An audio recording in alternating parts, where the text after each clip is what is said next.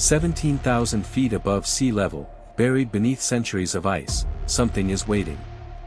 Locals call it cursed ground. Scientists call it impossible. And for over 100 years, explorers have risked their lives trying to reach it, because on the eastern slopes of Mount Ararat, in the frozen border between Turkey and Armenia, there may be the remains of the most famous vessel in human history, Noah's Ark. The legend is old, but the modern mystery began in 1949, when a U.S. Air Force reconnaissance plane flying over Ararat photographed something strange, a massive, rectangular shape, partially submerged in a glacier, unlike any natural rock formation nearby. The images were classified. For decades, nobody outside a small circle of military officials knew they existed. It wasn't until 1995, thanks to a Freedom of Information Act request, that the so-called Ararat anomaly photographs were finally declassified, and the world got its first real look at what the pilots had seen. But the story doesn't start there. In 1943, an Armenian-American soldier named Ed Davis claimed a local farmer guided him to a boat-shaped structure high on the mountain during a supply mission. He said he saw it with his own eyes, a massive wooden hull, half buried in the rock, exactly where local Kurdish and Armenian oral traditions had always pointed. Davis carried that story for the rest of his life, repeating it under polygraph tests that experts said showed no signs of deception.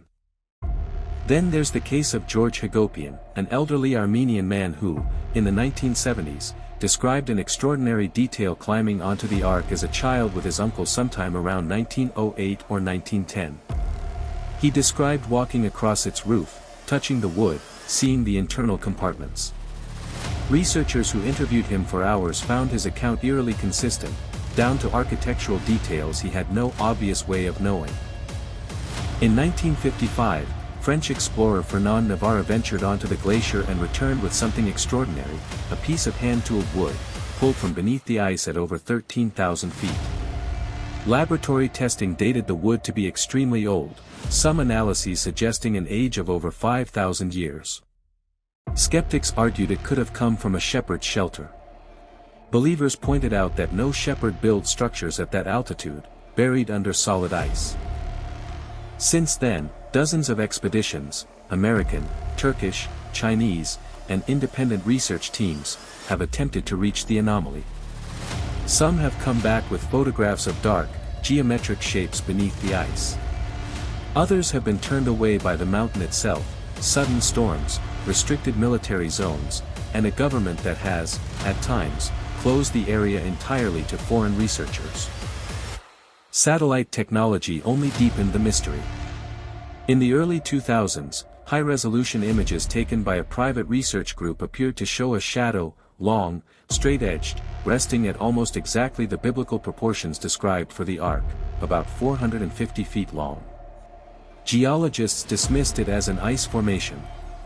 Others weren't so sure a glacier could carve something so perfectly rectangular, so perfectly aligned. So what is really buried beneath Mount Ararat? A forgotten vessel from a flood that shaped the mythology of nearly every ancient civilization. A natural rock formation that just happens to look exactly like what everyone expects to find. Or something deliberately kept hidden, in a region so politically sensitive that full excavation may never be allowed. Until someone is finally permitted to dig deep enough to know for certain, Mount Ararat keeps its secret frozen in time. Waiting, as it has for thousands of years, for someone brave enough, or foolish enough, to look beneath the ice.